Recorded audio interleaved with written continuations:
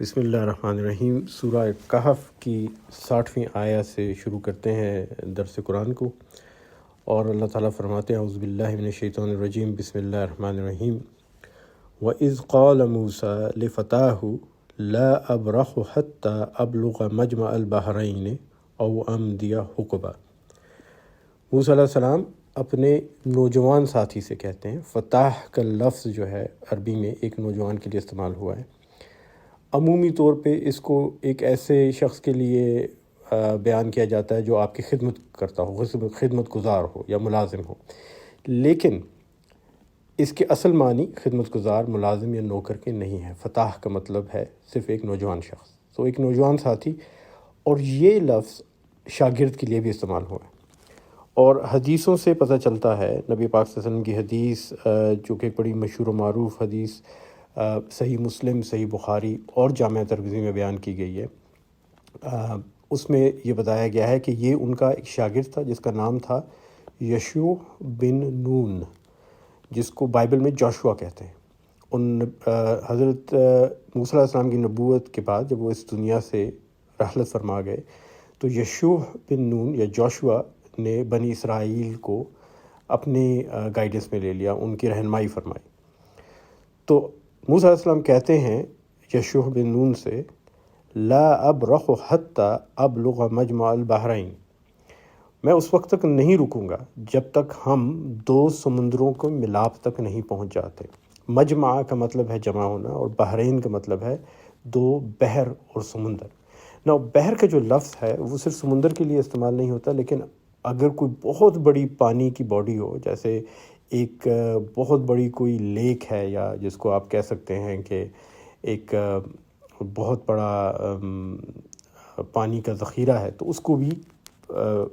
بحر کہا جائے گا۔ اسی طرح اگر بہت بڑا کوئی دریا ہو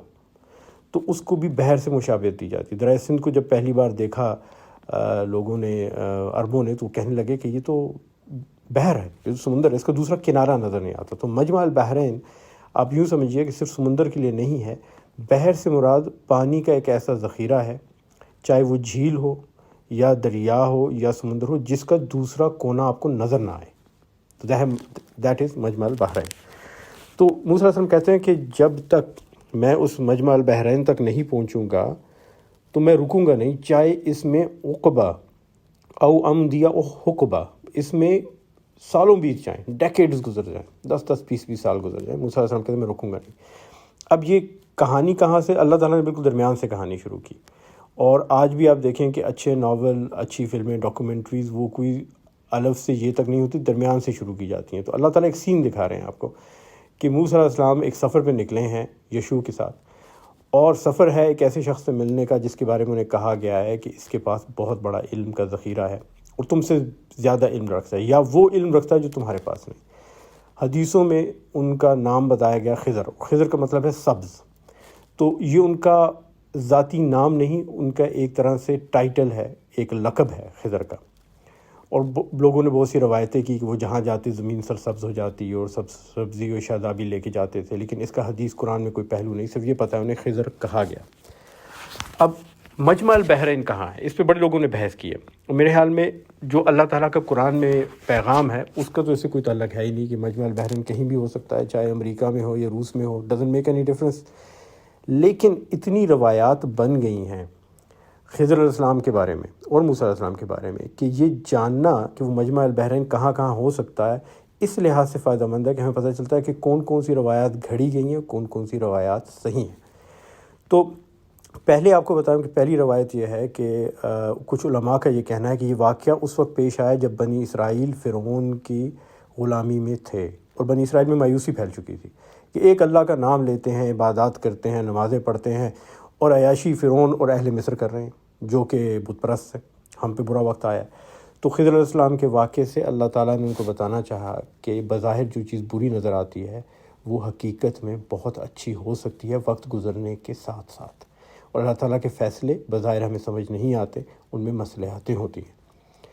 تو اگر اس نظریے کو دیکھا جائے تو مجمع البحرین، دو پانیوں کا ملاپ، کن کن جگہوں پہ ہو سکتا ہے؟ تو پہلی جگہ ہو سکتی ہے جبرالٹر، جبل الطارق کے پاس، جہاں پہ میڈیٹرینین بحر متوسط جا کے ملتا ہے اٹلانٹک سے، بحر ظلمات سے، اور یہ جگہ کافی مشہور تھی۔ یہاں پہ گریک میتھولوجی میں کہتے تھے کہ ہرکولیس یہاں کھڑا آسمان کو سر پہ اٹھائے ہوئے ہے، اور بہت مصروف بندرگاہیں تھیں یہاں پہ۔ تو ایک تو وہ ممکن ہے کہ مراکش کے پاس جبل طارق کے قریب یہ جگہ ہے، مجمع البحرین۔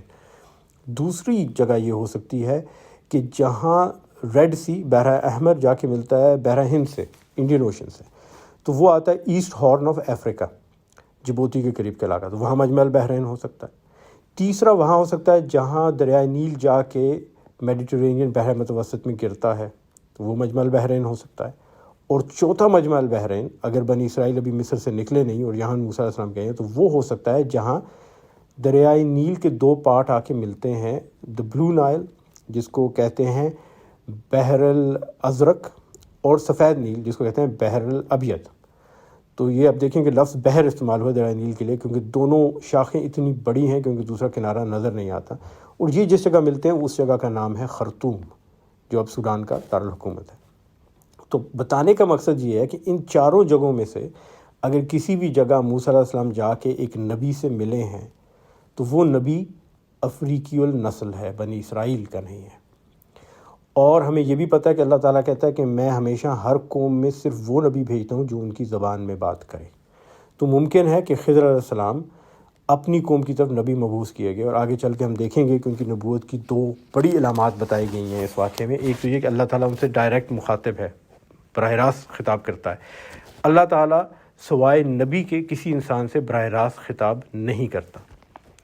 اور دوسری بات، اللہ تعالیٰ انہیں حکم دیتا ہے ایک نوجوان کو قتل کرنے کا۔ یہ بات بھی یاد رکھیں کہ اللہ تعالیٰ نبی کے علاوہ کسی کو قتال کا براہ راست حکم نہیں دیتا۔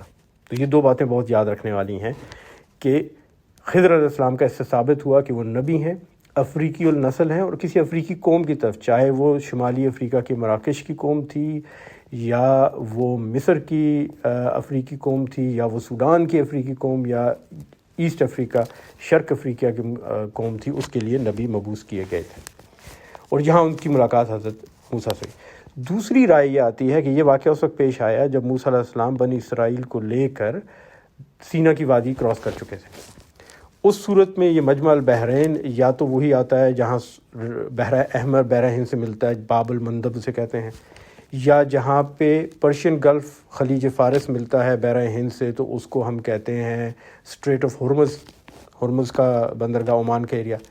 یا ایک بڑی دلچسپ بات آپ کو یہاں بتاؤں، یا یہ وہ علاقہ ہے جس کو پرانے وقتوں سے بحرین کہا جاتا تھا، لیکن یہ وہ بحرین کا جزیرہ نہیں ہے۔ پرانے وقتوں میں بحرین کے جزیرے کا نام تھا اول، اور عراق کے جنوب سے لے کر عراق کے ساتھ ملنے والے علاقے کویت اور ایسٹرن عربیہ جو شرقی عرب ہے اس کا علاقہ، جہاں پہ قطیف کا علاقہ ہے اور ایک دو اور علاقے ہیں، اور بحرین کے علاقے کو بحرین کہا جاتا تھا۔ اب اس کو بحرین کیوں کہا جاتا ہے، اس کو دو سمندر کیوں کہا جاتا تھا؟ اس کی وجہ یہ بیان کی جاتی ہے کہ نمبر ایک، اس کو بحرین کہنے کی ایک وجہ یہ تھی کہ یہاں پر پائے جاتے تھے جناب دو پانی کے ذخیرے، ایک تو سمندر ہو گیا پرشین گلف، دوسرا ایسٹ عربیہ میں شرقی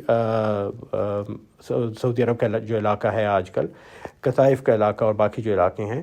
وہاں پر ایک بہت بڑی جھیل تھی، اور وہ جھیل اور یہ سمندر کا پانی آپس میں ڈرین کرتے تھے، ملتے تھے، تو اس کو بحرین کہا جاتا تھا۔ دوسری وجہ یہ بیان کی جاتی ہے کہ بحرین کے جزیرے کے شمال میں آج بھی سمندر کی تہہ میں سے تازہ پانی کے چشمے ابلتے ہیں، اور بلبلوں کی صورت میں تازہ پانی اوپر آتا ہے، اور یہ چیز جو ماہی گیر تھے، جو کشتی باز تھے، جو سوداگر تھے، وہ جس علاقے میں جاتے تھے وہ دیکھا کرتے تھے، اور اس کو اس لیے بحرین کہا جاتا ہے کہ دو پانیوں کا ملاپ ہے۔ اب یہ علاقہ جو بحرین کا ہے، جس کو آج ہم بحرین کہتے ہیں، اس زمانے میں اول کہا جاتا تھا، یہ ایک بڑا زرخیز جزیرہ تھا، اور اس پہ بہت تعداد میں کپاس اگا کرتی تھی، اور بڑے اچھی قسم کی کپڑے بنا کرتے تھے۔ اور یونانیوں نے، اسکندر اعظم جب یہاں آیا تو اس نے اپنی فوج کے ایک امیر البحر کو یہاں بسا دیا، اور یونانیوں کے کافی عرصے یہاں پر حکومت بھی رہی اور بسے بھی رہے، یہاں تک کہ نبی پاک صلی اللہ علیہ وسلم کے زمانے میں بھی یہاں کی جو آفیشیل زبان تھی بحرین کی وہ یونانی تھی،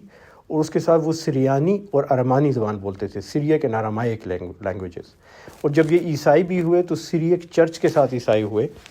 جو کہ ایسا چرچ تھا جو یونانی زبان میں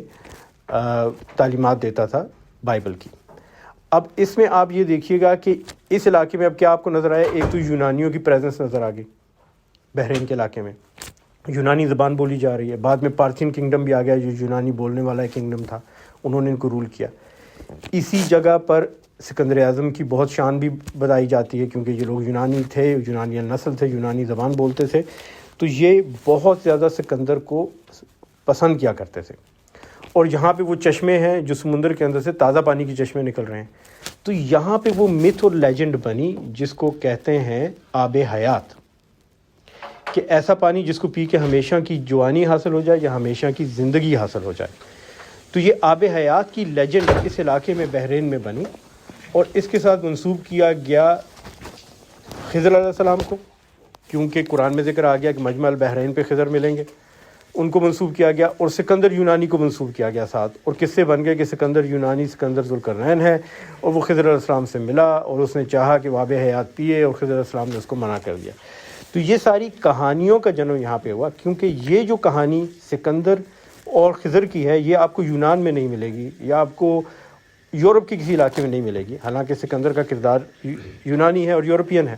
لیکن آپ کو ملے گی یہ زیادہ تر خلیج فارس کے آس پاس ایران میں، اور وہاں سے یہ کہانی بر صغیر اور باقی علاقوں میں آئی.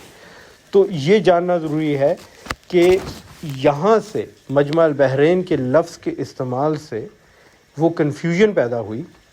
جس کی وجہ سے بہت سی دیومالائی کہانیاں اور لیجنڈز کو منسوب کیا گیا خضر علیہ السلام کے ساتھ، اور وہ آگے چل کے کسی حد تک ہمارے دین کا حصہ بن گئی. لیکن قرآن اور حدیث میں اس کا کہیں بھی کوئی ذکر نہیں ہے. انشاءاللہ اگلی دفعہ ہم پھر اگلی آیات کی انشاءاللہ تلاوت کریں گے اور ان پہ غور کریں گے انشاءاللہ.